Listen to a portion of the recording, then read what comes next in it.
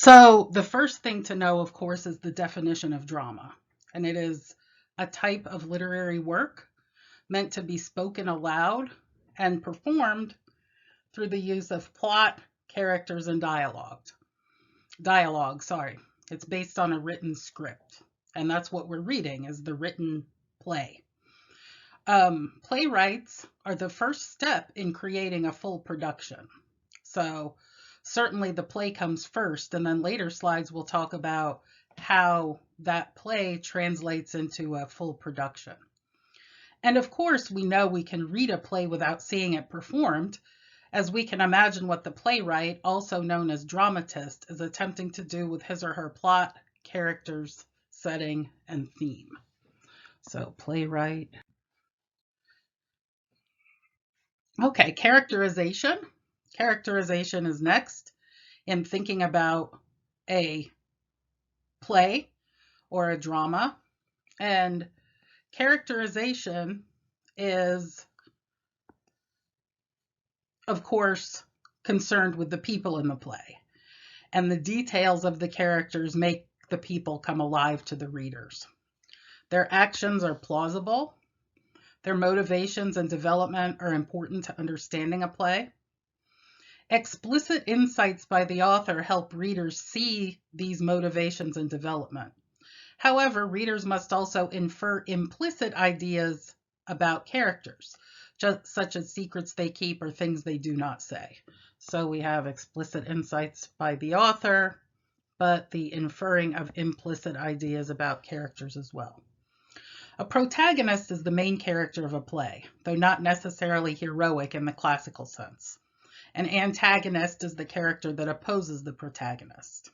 So those are terms that you probably know, but they're terms that I will use and that we will use in our writing throughout the course of the semester. I'm trying to make it to the next slide.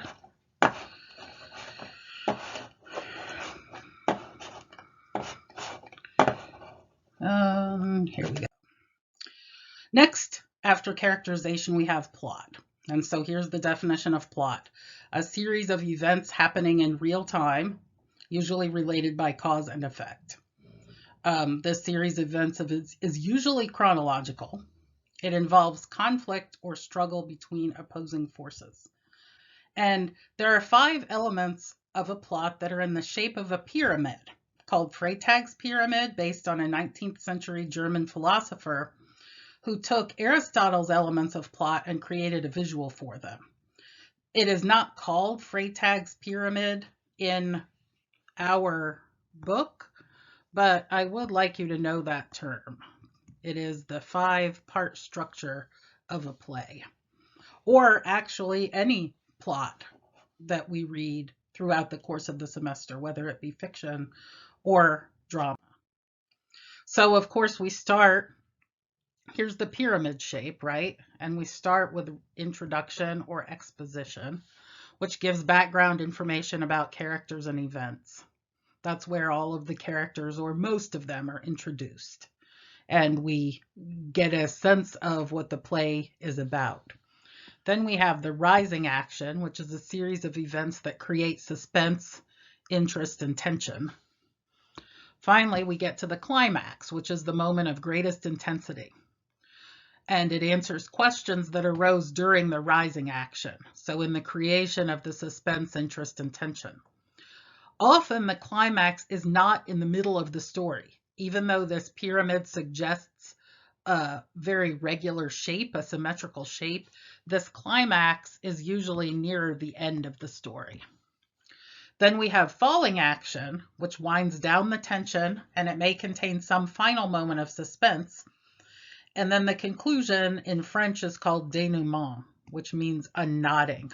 All elements are brought to a conclusion. So that doesn't mean that it's a happily ever after ending, of course, but for that particular play in that particular moment, this is what the author intended the ending to be.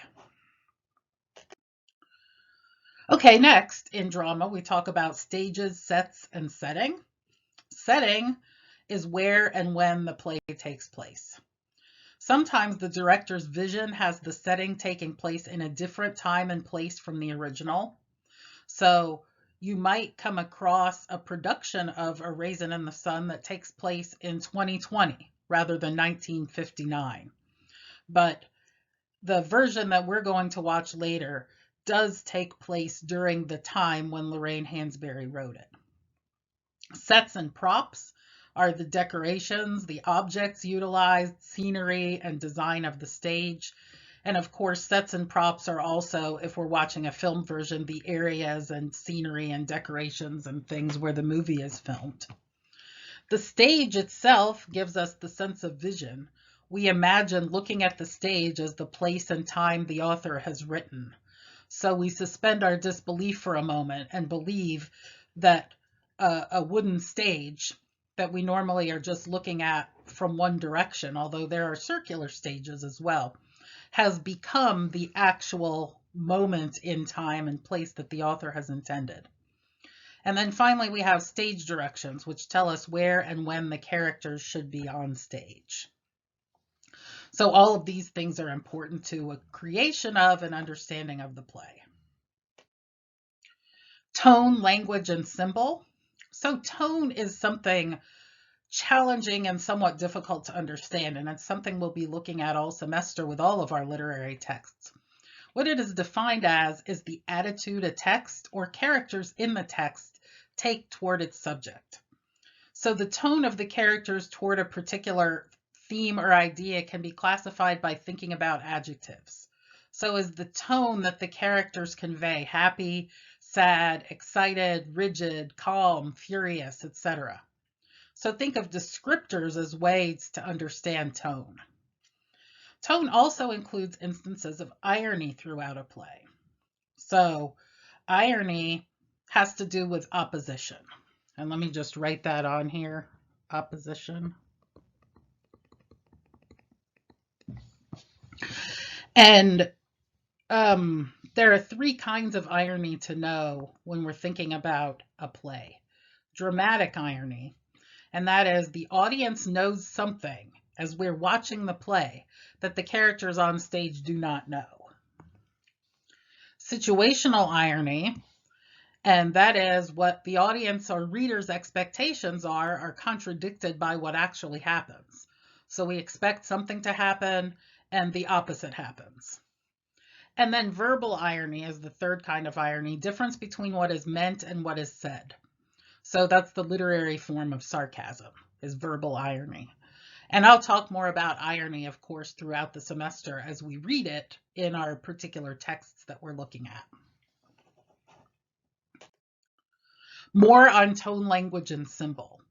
And some of these things are going to come up throughout the semester with the different literary forms and genres that we read. But this one in particular has more to do with plays, and that is monologue, which is an extended speech by one character. A dialogue is the main form of writing and reading in a play where two characters speak to one another back and forth. So a monologue is where one character speaks in a long period of time. Dialect can also be important in a play. That is the features of grammar, pronunciation, and vocabulary that come from a particular region or area of the world. In A Raisin in the Sun, there's going to be a discrepancy between Southern African American dialect and more Northern educated African American dialect. So the differences between the South and the North and educated and uneducated. Figures of speech, such as personification and metaphor, are important in plays. We also have symbols. Symbols are defined as people, places, or things, tangible items, in other words, that represent something besides their literal definition. And we will see quite a number of symbols throughout the play, and it'll be something I talk about later. And then finally, allusions, not illusions like a magical illusion, but an allusion with an A, is a reference to other works of literature, movies, or something in culture that many people know. And there's one or two instances of allusions in A Raisin in the Sun.